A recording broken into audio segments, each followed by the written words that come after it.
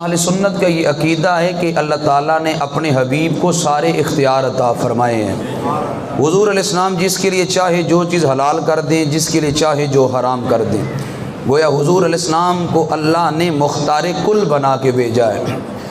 اب یہ صحیح بخاری شریف کی روایت اس پہ واضح دلیل ہے۔ حضرت ابو ہریرہ رضی اللہ تعالیٰ عنہ اس حدیث کے راوی ہیں، قال، آپ فرماتے ہیں کہ بینما نحن جلوس عند النبی صلی اللہ علیہ وسلم۔ ابو ہریرہ فرماتے ہیں کہ ایک دن ہم حضور علیہ السلام کی بارگاہ میں بیٹھے تھے، اذ جاءہ رجل، اچانک ایک شخص حضور کی بارگاہ میں آیا، فقال یا رسول اللہ صلی اللہ علیہ وسلم، اس نے آ کر حضور کی بارگاہ میں عرض کیا، ہلکت، آقا میں ہلاک ہو گیا، میں ہلاک ہو گیا۔ قال ما لک، حضور علیہ السلام فرمانے لگے تجھے کیا ہوا؟ قال، اس نے عرض کی، وقعت علی امرأتی وانا صائم، آقا میں حالت روزہ میں اپنی بیوی کے قریب چلا گیا، آقا مجھ سے اتنی بڑی غلطی ہو گئی کہ میرا روزہ تھا تو میں حالت روزہ میں اپنی بیوی کے قریب چلا گیا۔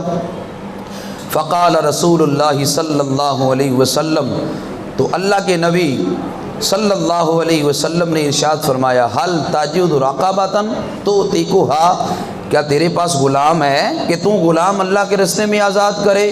چونکہ رب کا حکم ہے کہ جب تم روزہ جان بوجھ کے توڑ لو، ایک غلام آزاد کرو، نہیں کر سکتے تو 2 ماہ کے مسلسل روزے رکھو، اگر نہیں رکھ سکتے تو اللہ تعالیٰ نے ارشاد فرمایا پھر تم 60 مسکینوں کو کھانا کھلاؤ۔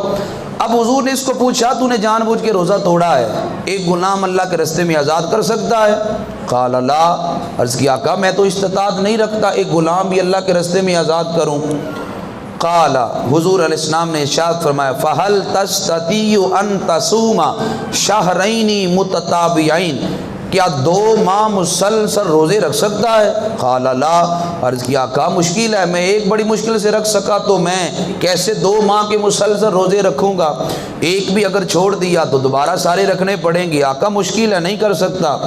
قال، تو حضور علیہ السلام نے ارشاد فرمایا، فہل تجد اطعام 60 مسکینا، 60 مسکینوں کو کھانا کھلا سکتا ہے؟ قال لا، عرض کیا، آقا یہ بھی مشکل کام ہے، میں غریب آدمی ہوں، میں 60 بندوں کو کھانا بھی نہیں کھلا سکتا۔ قال، جب حضور نے یہ جملے اس کو بول دیے، فمکث النبی صلی اللہ علیہ وسلم، حضور خاموش ہو گئے، چونکہ قرآن کے حکم ہی 3 تھے، وہ کہتا ہے میں تینوں پورے نہیں کر سکتا۔ صحیح بخاری ہے، آج وہ جو بخاری کا رٹا لگاتے ہیں وہ سمجھے اس حدیث کو۔ محبوب علیہ السلام خاموش ہو گئے۔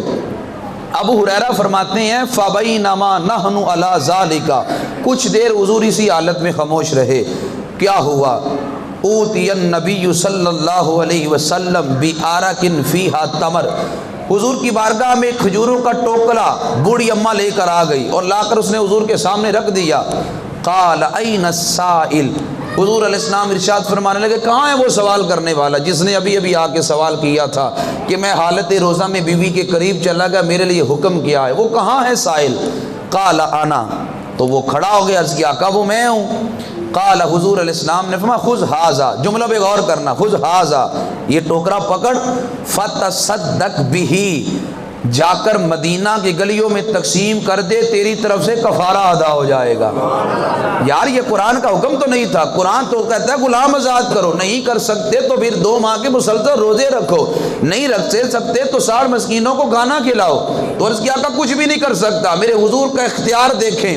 فرمایا، کھجورے لے جا، مدینہ کی گلی میں تقسیم کر دے، تیری طرف سے کفارہ ادا ہو جائے گا۔ قربان سے ابھی تیری شان پہ ٹوکرا پکڑ لیا نا، پکڑ کے عرض کیا، آقا پورے مدینے میں مجھ سے غریب ہے ہی نہیں۔ آقا سارے، میرے نبی پاک مسکرا پڑے۔ حدیث کے لفظ سننا، فتح کا رسول اللہ صلی اللہ علیہ وسلم، حضور اتنا مسکرائے، حتی بدت انیابہ، حضور علیہ السلام کے یہ جو دان مبارک تھے یہ نظر آنے لگے۔ عرض کیا کہ سارے یار حضور کو مسکرایا۔ وہ حضرت سلیمان علیہ السلام جب جا رہے تھے تو چیونٹیوں نے کہا اپنی اپنی بلوں میں چلے جاؤ، کہیں بے خبری میں لشکر سلیمان میں کچلی نہ جاؤ۔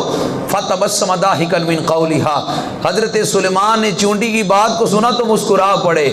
یار اس چیونٹی نے حضرت سلیمان کو مسکرایا، اللہ نے اعزاز یہ دیا کہ اس چیونٹی کا قرآن میں ذکر فرما دیا۔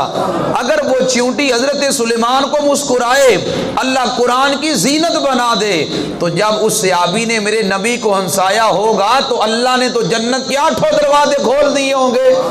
نبی پاک صلی اللہ علیہ وسلم کو عرض کرنے لگا یا رسول اللہ پورے مدینے میں مجھ سے غریب ہے ہی نہیں۔ حضور کا اختیار دیکھیں، ارشاد فرمایا اطعمہ اہلک، جا کر گھر والوں کو کھلا دے، اللہ تیری طرف سے کفارے کو بھی ادا فرما دے گا۔ منگتے تو ہیں منگتا کوئی شاہوں میں دکھا دو، جس کو میری سرکار سے ٹکڑا نہ ملا ہو۔ آتا ہے فقیروں پہ انہیں رحم کچھ ایسا، خود بھیک دے خود کہیں منگتے کا بھلا ہو۔ یار یہ حضور کا اختیار تھا جو صحیح بخاری شریف میں موجود ہے کہ حضور علیہ السلام نے اپنے اختیار سے فرمایا کھا جا کر تیری طرف سے کفارہ بھی ادا ہو جائے گا۔